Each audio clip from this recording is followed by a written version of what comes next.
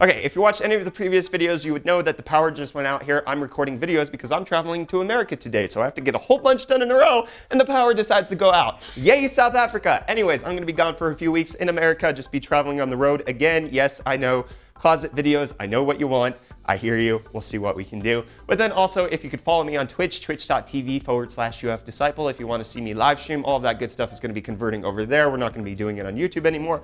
Just giving y'all an update there. So with all that being said, let's jump into the video. So one of the biggest surprises to come out of last year's E3, other than the surprise that no one was taught how to high five.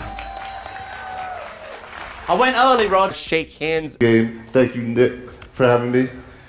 Hey man, or speak words. So I am here to talk about Need for Speed Payback. Like, how do you not know that the name of the game is Need for Speed Payback?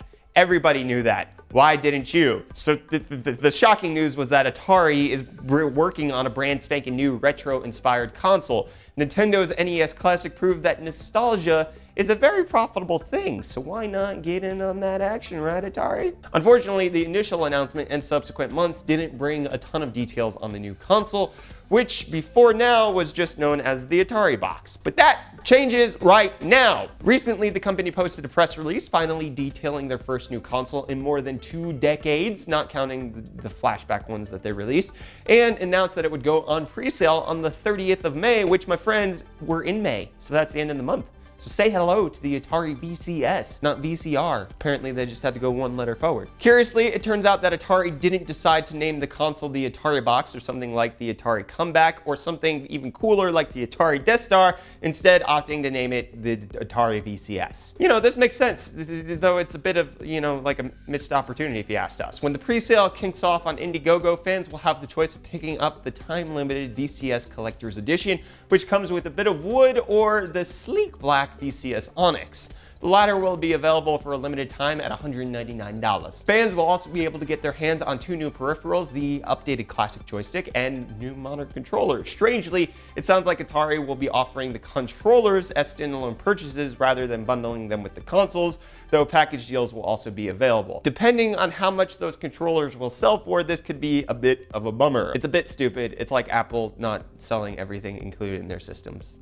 Wait, no, who doesn't do it? It's Nintendo. Nintendo does this crap. Nintendo doesn't include a friggin' charger with their 3DSs. What is that nonsense? Atari expects to start shipping the VCS sometime in around spring 2019. As for what the new console will be capable of, the VCS will reportedly support a custom processor with Radeon graphics technology, AMD in a console game, and it'll be a relatively powerful processor at that if listed features are any indication. The console is expected to offer support for 4K resolution, HDR and 60 FPS content, onboard and expandable storage options, dual band Wi-Fi and Bluetooth 5.0, as well as USB 3.0 support. It's a pretty impressive lineup, but we'll have to wait on the console for the console to go on pre-sale before we can get our hands on a full spec list. The presser also explains that the VCS isn't just another retro box, but a fully customizable entertainment experience. Take that, Nintendo. Which is a fancy way to say that it's basically a PC loaded up with Linux, so you should be able to mine on this thing. Along with the included Atari Vault, which is a collection of 100 classic games like Asteroids, Missile Command, and the Gravitar,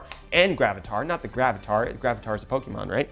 Sounds about right. I think Gravitar is a Pokemon. So the VCS will also be able to run a full range of popular modern titles that will be announced at later dates. We wouldn't expect that range to include stuff like The Witcher 3 or PUBG, but the console could be an amazing platform for indie titles like Inside and Hollow Knight and all of those good things that are basically releasing on the Switch. Basically, it's like a Switch that you just stick right there, except for instead of on NVIDIA, it's on AMD. Anyways, the presser also states that users will have access to a vast array of media and streaming content options, probably Plex or something of the sort. All in all, the Atari VCS is shaping up to be a pretty dang interesting release. Sure, a lot of its appeal relies on nostalgia, but it looks to offer enough to make it a lot more than just another nostalgia box. If it does everything it claims to and does it well, we could see it taking up a prime spot next to your PlayStation or Xbox or in any home theater setup for that matter, especially since at $200, you'd have a pretty tough time building a similarly capable HTPC. I mean, basically you'd have to get a 2200G skip on RAM, buy a really cheap motherboard like an A320,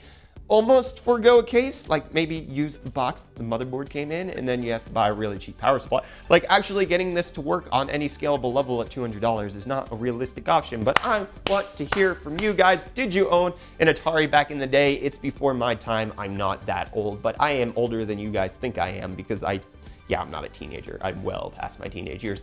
Anyways, let me know if you had the original Atari stuff. Let me know if you're interested in picking up this Atari VCS, either down in the comments or in the community Discord. Let's chat there. Be sure to hit that like button if you enjoyed this video. Please remember that I'll be traveling on the road, that the things are gonna be a little crazier around here. And yes, power's been out. There's just a whole lot of stuff. Follow me on Twitch. Subscribe if you have Amazon Prime because it's free for you. Gives me money. Twitch Prime. It's an amazing thing. Also, be sure to subscribe here on UFD Tech to stay up to date on all of our tech-related content. I'm Brett with the UFD Tech channel. Thank you guys so much for watching. I'll see you all in the next video. Cheers.